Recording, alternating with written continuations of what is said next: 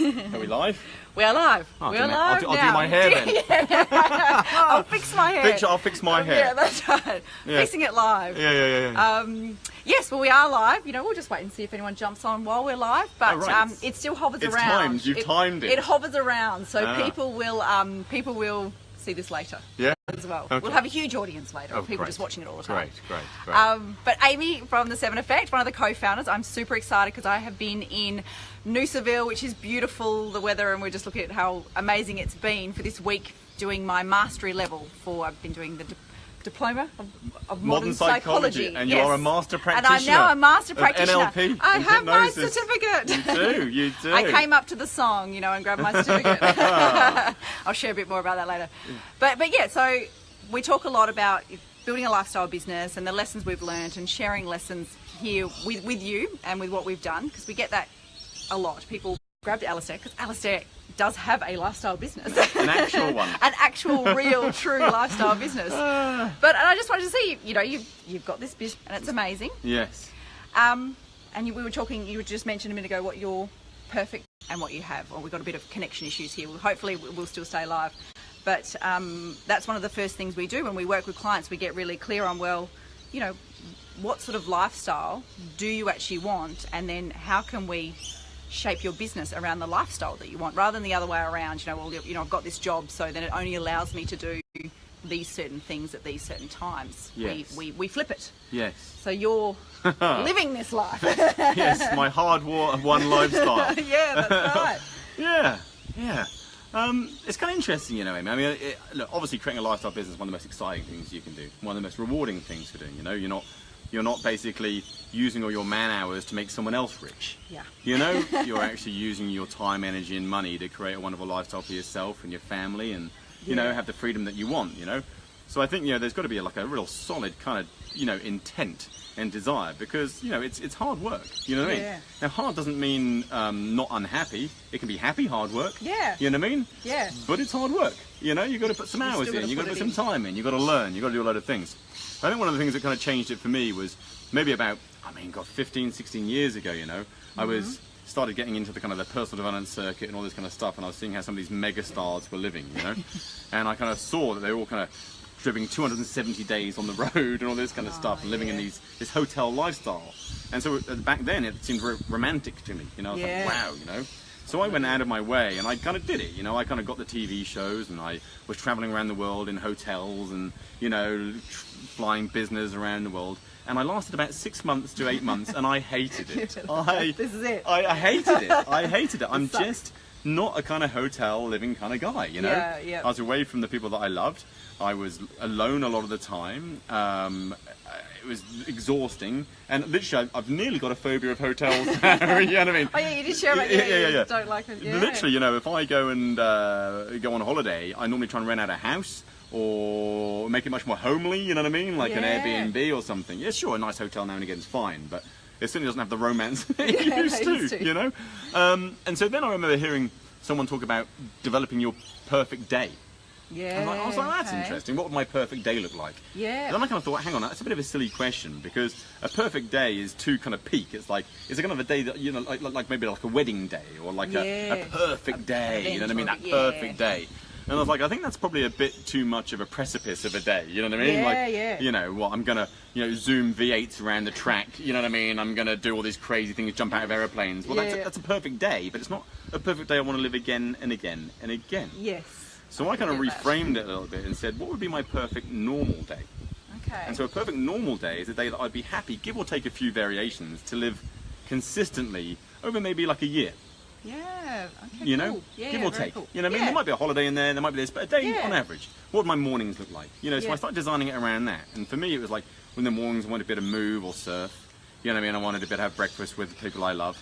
Then I'd like to work for a little bit, you know what I mean? And then again, lunch, a nice lunch that I would make, or, and then again, a little bit of work. And then in the evenings, again, I love to surf, and move again, and then in the evenings, spend time, be able to pick my daughter up from school. Yes. And that's a big one for a lot of people. and then be able to, hang out with her. And so I started creating a much more organic kind of normal day, what I mean, that I love to lead. Yep. And the funny thing is that day lasted me for many years. I really thoroughly kind of enjoyed living that day for probably about 5 years. Yeah. And like I said, I was doing other things. Don't get me wrong, there were seminars to do and this to do and that to do. But it was really enjoyable. And so I kind of learned from that really, one of the most important things is to pick an environment where you can do most of the things you love to do easily. Yeah, okay. You know what I mean? Yep. Like, so for me, I actually like having everything within about 1 kilometre of me. Yeah. So I've kind of got local bars, I've got local restaurants, local surf, local people I train with. You know what I mean? It's kind of like a local thing. Yeah. You know what I mean? You don't have to go. Don't have to go. And even if I go travelling, like I spend a bit of time in LA, and I like to have a community feel in LA. So I rent out the same place in LA, and I kind of hang out in the same areas, same bars. Yeah. And of course, if I'm going travel, then I enjoy travel. Yeah. You know what I mean? Yeah. But going and spending time in a place and building days in that place, yeah, I've personally found very rewarding. Yeah. So the take home really is, really think about your lifestyle as not necessarily a peak thing. Yeah. Normalize it. Yeah. What would you love to be doing consistently Just over normal. time? And you can always change it, because if you do that in a year, then you can kind of go, well, I enjoy doing that, but I would like more of this, less of that. Yeah. So now, for example, my daughter's at an age where I can devote much more time to work. Yep. So now my perfect day is very different. Yeah. I'm spending much more time working, and I'm enjoying it much more. Yeah. Because I've got that time. You know what I mean? Flexibility. Bit that flexibility, more travel. I'm enjoying that. More new adventures. Yeah.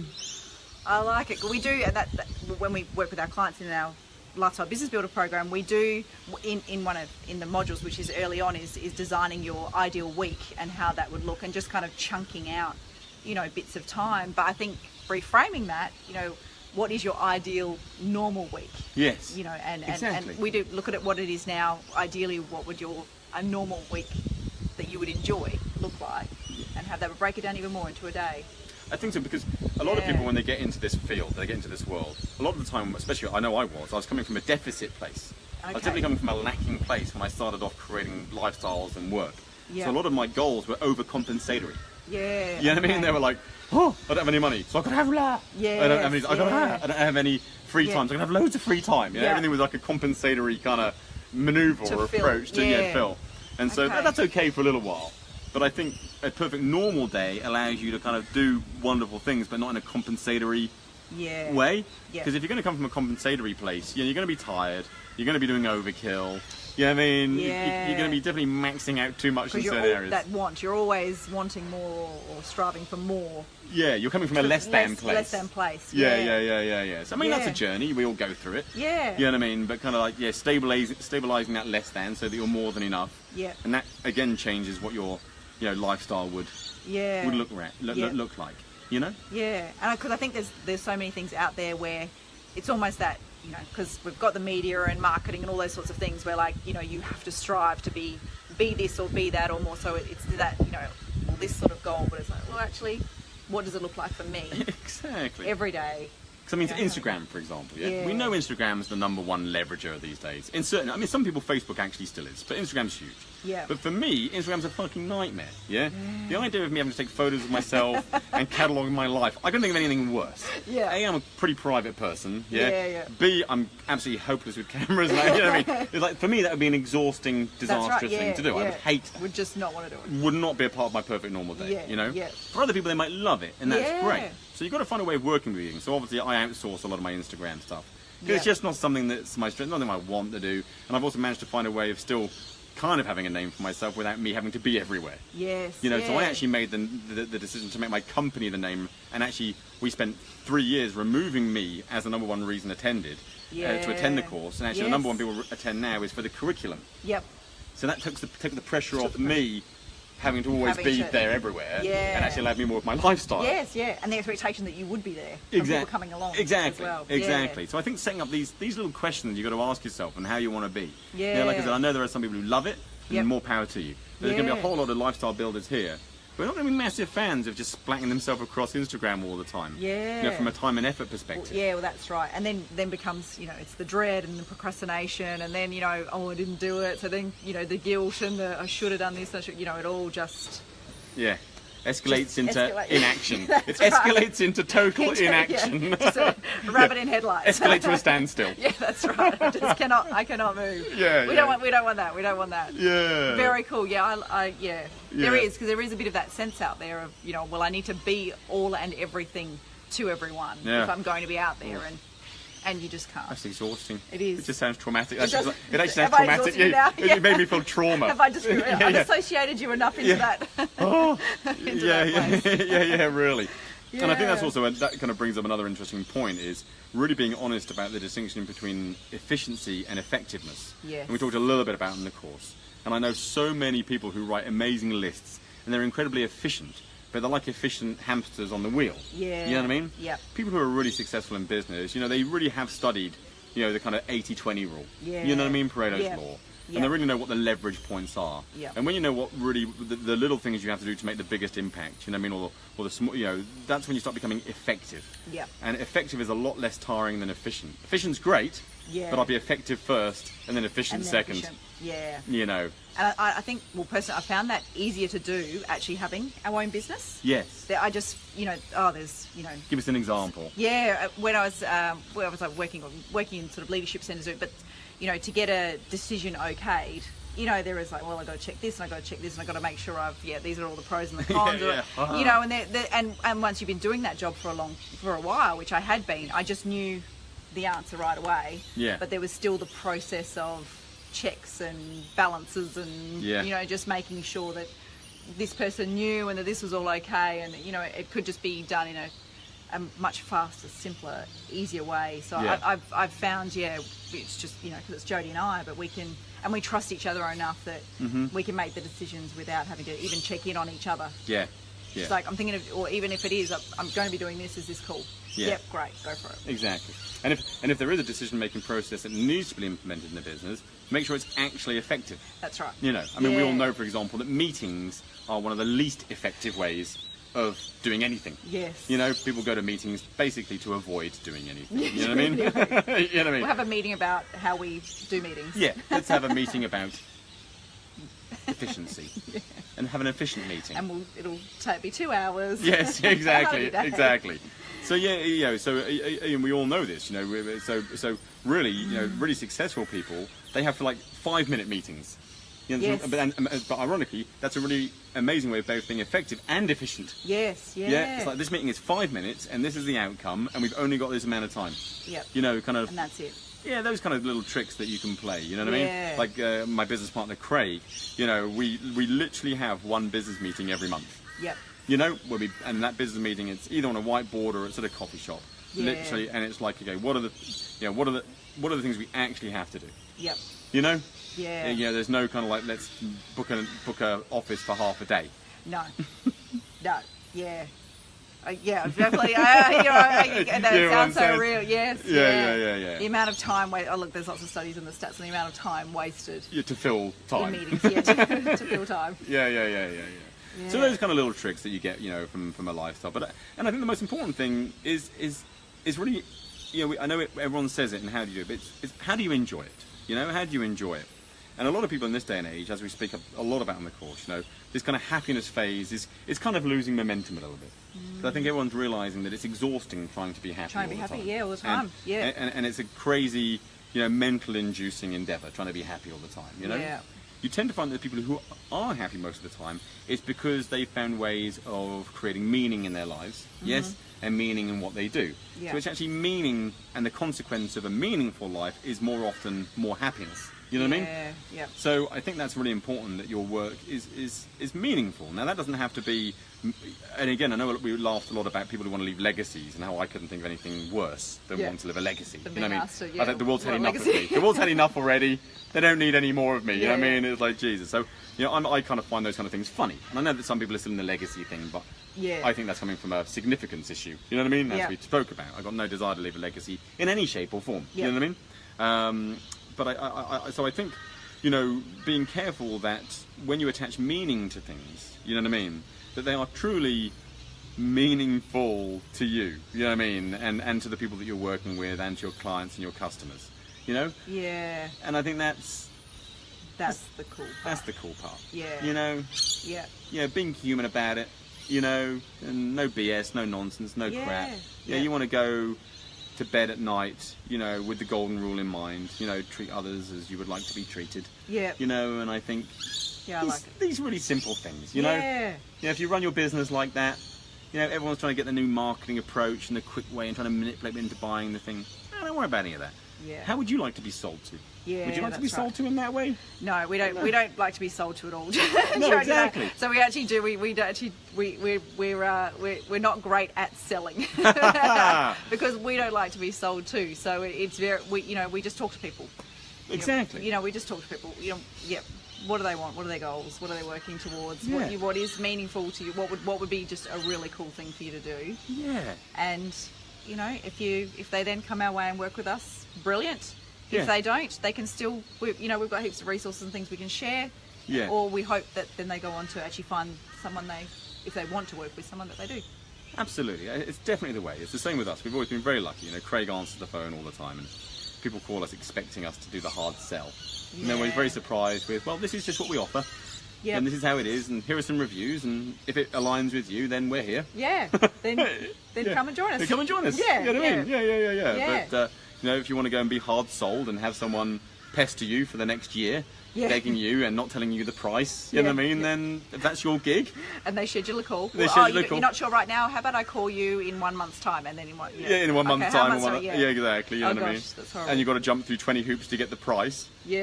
You know, if you love being sold to in that way and you want to join a course because that's how you like to be treated, Don't ring you guys. yeah, then don't ring us. Yeah. You know what I mean? Don't ring us either. Don't ring you either. Yeah. Exactly, because you're not going to be, you know, we won't meet your expectations. Yeah, that's right. You Won't know? have it. Yeah. No, so I think, and we are seeing a bit more of that with certainly the people who, again, enjoy what they do. And when they really attract clients who are really a good match for them, they kind of have this authentic honesty, you know? Yeah. Where, And I think we with a lot of the things that, we've had a few comments over the years where people are like, oh, just all the people in this group are so nice. Yeah. Oh, everyone at this workshop, they're just so nice. Yeah. Like, oh, everyone's just great. Everyone's on the level. Everyone's on the, and it's like, well, yeah, because we don't want to work with assholes. Exactly. We don't want them coming into our workshops or to our events. So they all have that vibe because it's values alignment, really. Everyone wants to talk about it, you know? Yeah. I mean, imagine, it's like you've got workshops, you know? We do 11-day and 18-day courses.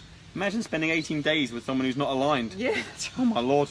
You know what I mean? Yeah. You know, the other two trainers would be doing a lot more of the training than me. That's right. I'll be handing over. I'm actually, I can't make it in today. Sorry. Sorry. Yeah, terrible. Yeah. So I think, again, creating a lifestyle business is about really thinking these things through because you are going to be expending your time, energy, and money. Yep. You are going to be spending time with a lot of people. You know, you know what I mean? You are going to have your, you know, again, we talked about it a bit about the difference between values and principles.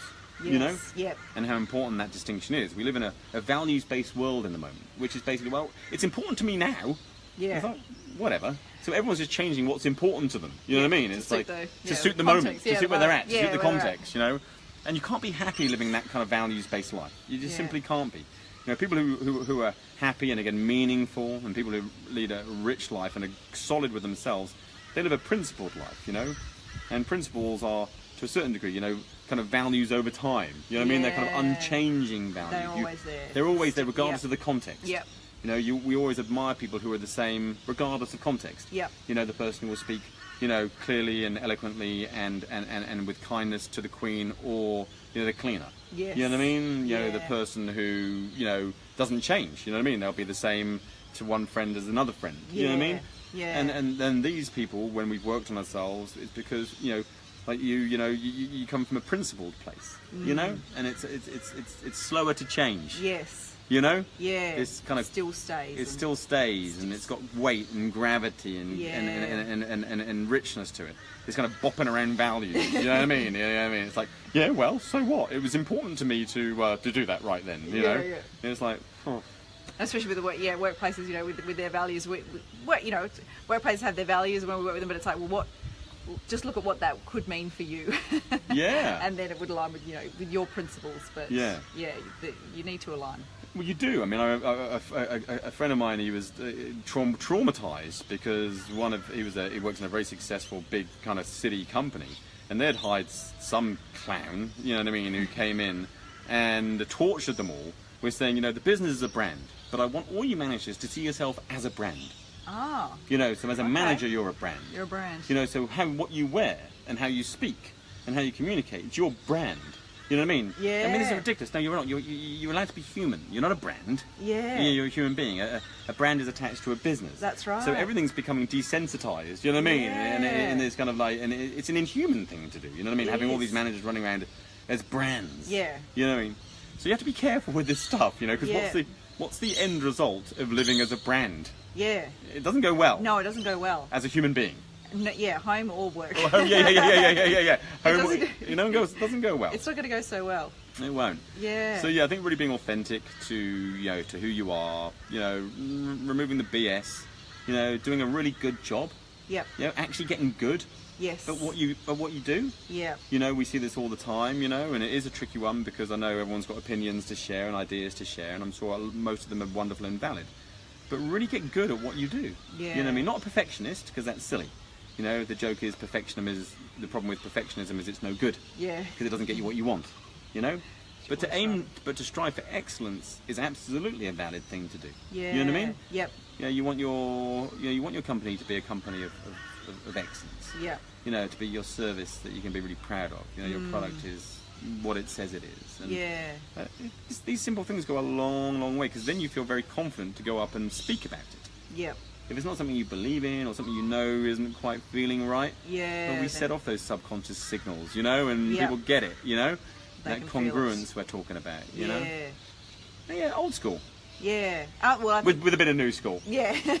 Mix it up. Yeah. But no, I think that's what I've really loved about this week with Mastery, because it is a bit more of like, because the practitioner, we do those first couple of weeks, and it's very much, you know, a practitioner and the Yeah. process, and get, you know, and that's there is that, so, okay, great. But with this week, I just felt a bit more, just enjoy it, just enjoy the process, have fun with it, Yeah. and just bring a bit more of that fun Yeah. back into it. So I'm excited now of, just enjoying the process, having a bit more fun with it, and just kind of seeing what comes out. Yeah. That next step. Well, we always joke with our version of, you know, psychology or whatever you want to call it, you know? Everyone's got this crazy idea, you know what I mean, that just because you're dealing with people's goals and values and beliefs and behaviours, that in some way you've got this kind of crazy kind of specialness to you. Yeah. And we always say, well, no, actually, we see what we do very much in the same way as we see a trade. Yep. You know, you get a great carpenter. Yeah. You know, you get a great accountant. You know, Yep. you get a great plumber. You know what I mean?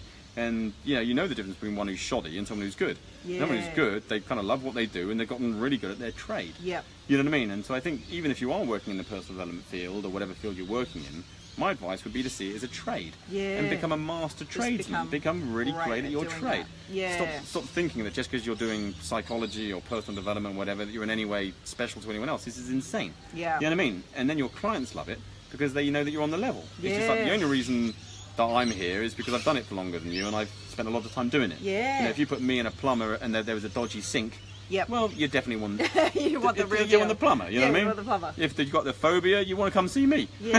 You know what I mean?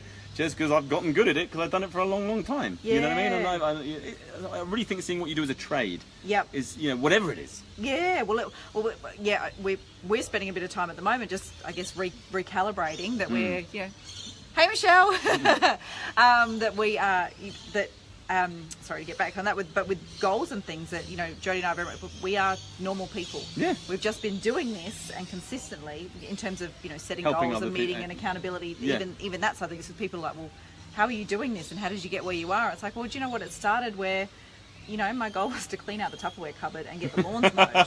You Yeah. know, like it was just, you know, life was just where So those hectic. things were just driving me crazy. Yeah. But I was busy, you know, all those sorts of, so it was just started chipping away at those little things. And Yeah. now it's like, you know, investment property, head overseas every year, you know, like the, you know, the goals are bigger. The little things kind of just don't, they just happen now. Yes. But because I've worked on my trade. Yeah, it's what's on your trade. Yeah, but we are normal.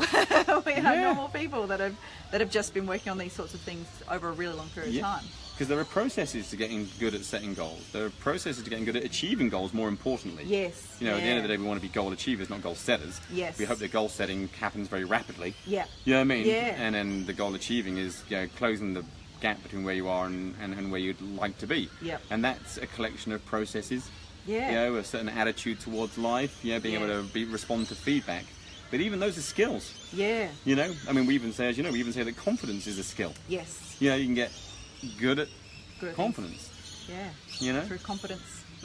Yeah. I have Yeah. that competence loop. Yeah. that it goes through. But the confident thing is interesting as well, you know, because again, like we said about these compensatory thing. Yeah. Even when people think about being confident, most people don't really think about what natural, authentic confidence is. Because if you're coming from a place of lack, you know what I mean?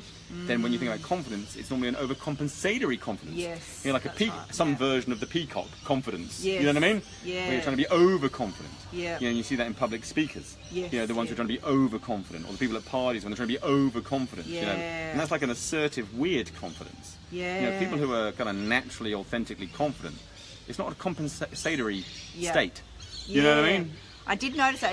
I still remember years ago when I was doing leadership conferences, and we used to pay huge dollars for some of our speakers that would come and speak. And I still remember, you know, we had a speaker get up, and she was brilliant and it was amazing.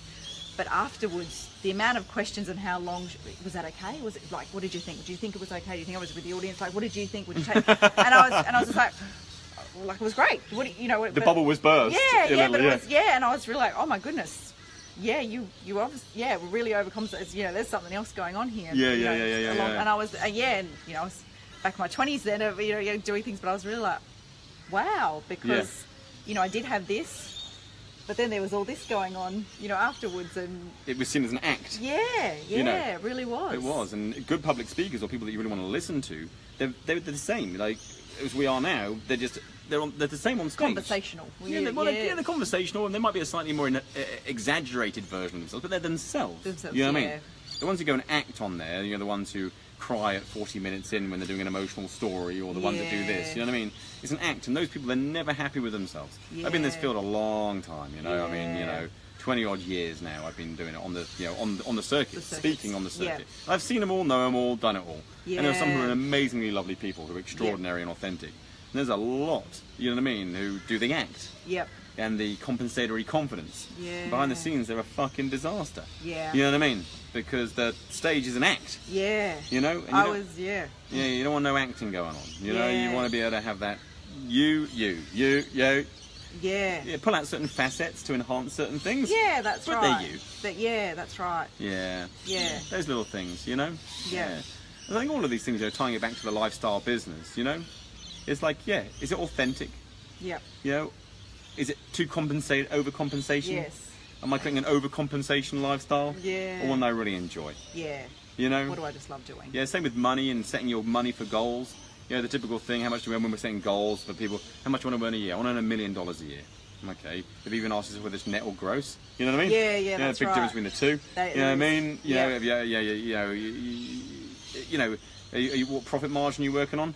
You know, if you're earning $1 million at 96% profit margin, you're earning $1 million at 12% profit margin. You know what I mean? $1 million means nothing. That's right. It's just an arbitrary number. You know what I mean? So the first thing you've got to ask yourself is obviously how much you want for yourself.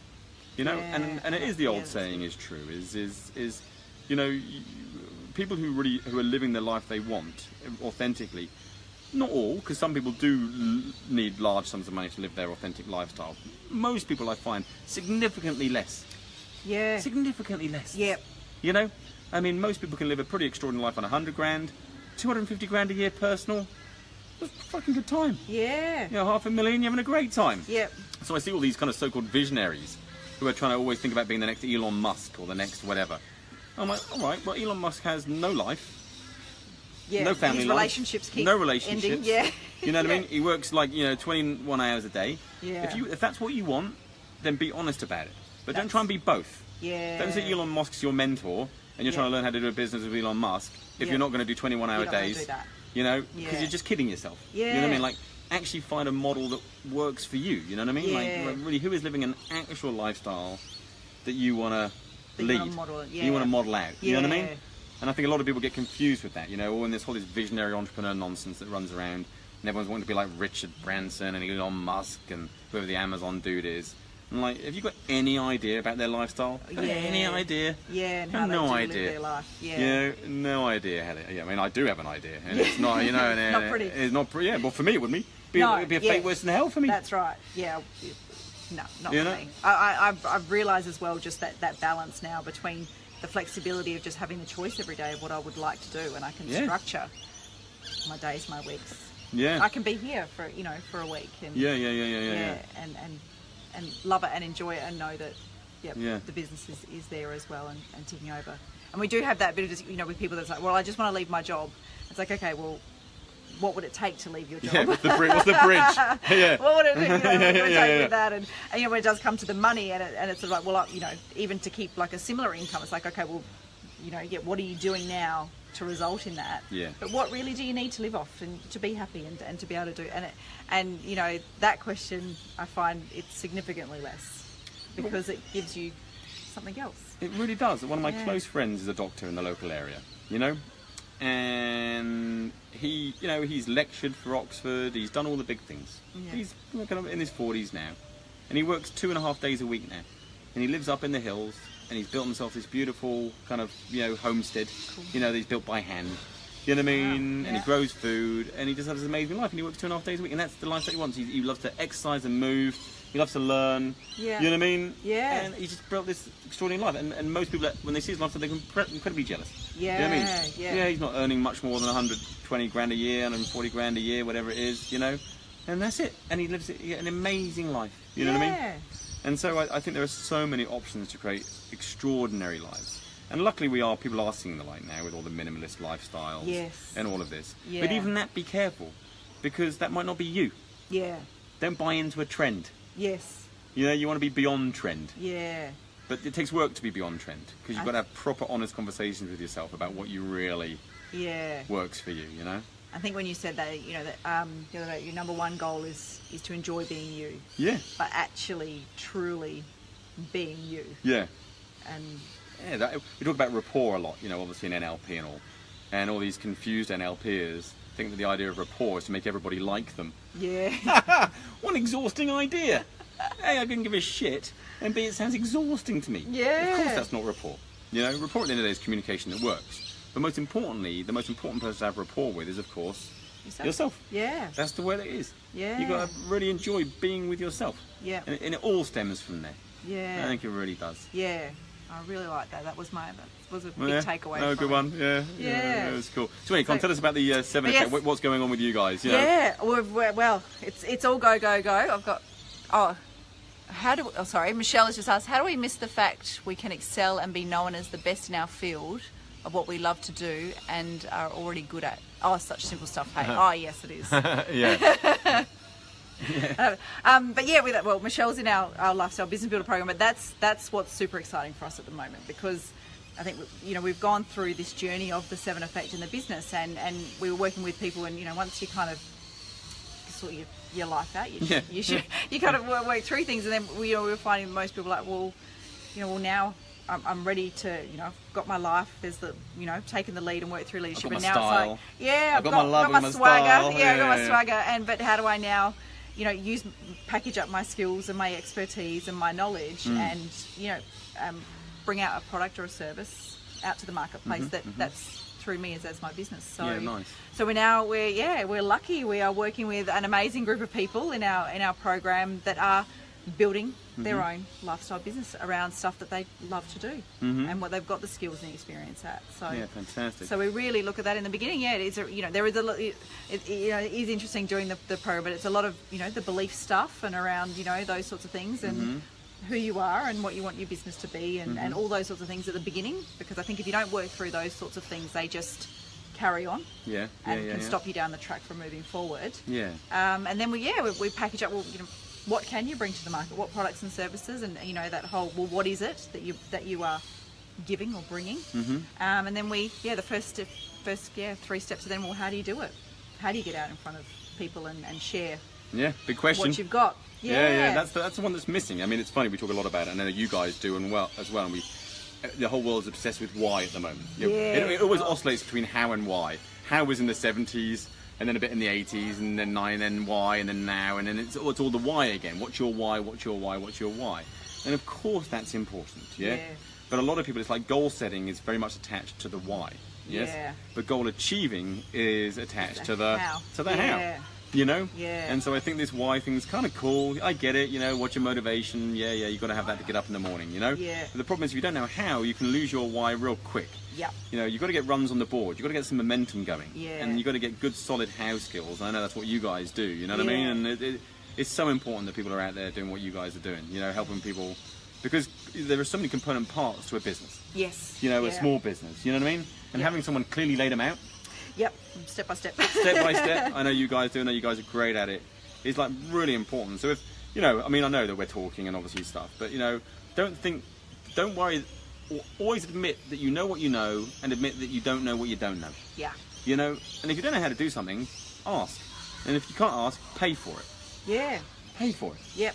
You know, just that's when money's well spent, is learning how to do something. It is. You know, the amount of money I've put down on things over the years. You know, I spent $3,000 on hour-long conversations. I remember when that whole webinar thing came out. Yes. And had to structure a webinar, and I was intrigued at the time. It's about 5-6 years ago, and there was only a few people doing it really well. Yeah. And so I found the person who was doing it the best, and I said, I want an hour with you, and he goes, sure, $3,000.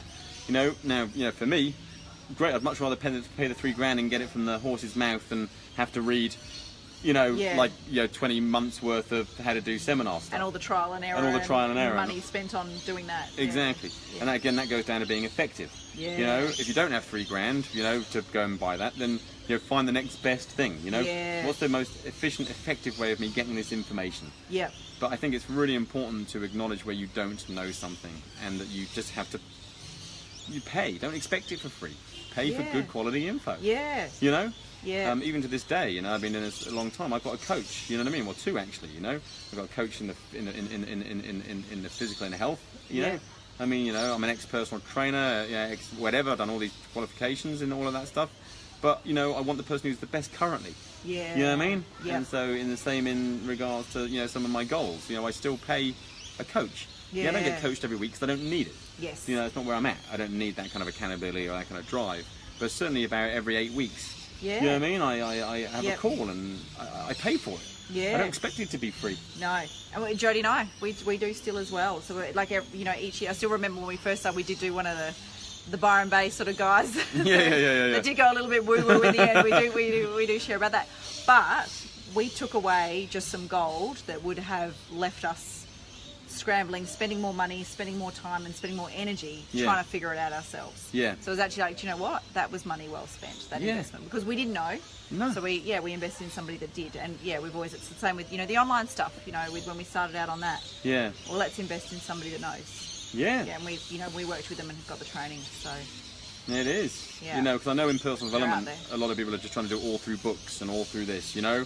And in building businesses, they want to go online and do it through books, and everyone says all the information there's online. Sure, all the information's everywhere. We have no doubt about that. Yeah. But has a person collated it into a simple, easy to follow formula that actually gets you from where you are to where you want to be, you know, before you fucking die? Yeah, that's right.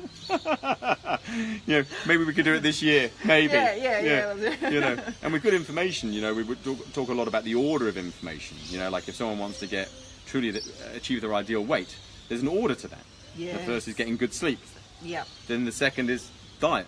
Yeah. And then the very third is exercise. Yeah. You know, but people mess up that order. Yeah. They're all diet, no sleep and stress, and then eat. You know what I mean? Yeah. And that's just, so success has an order of things. So that we've got the knowledge of those 3 areas. Yeah. We all know we should be doing those areas, and even if we are doing those areas, that's great. Yeah. But are we doing them in the right order? Yes.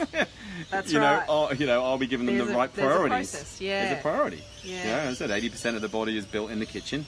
Yeah, and 20% via movement. But then if you're building your body and you're not sleeping, then that doesn't work.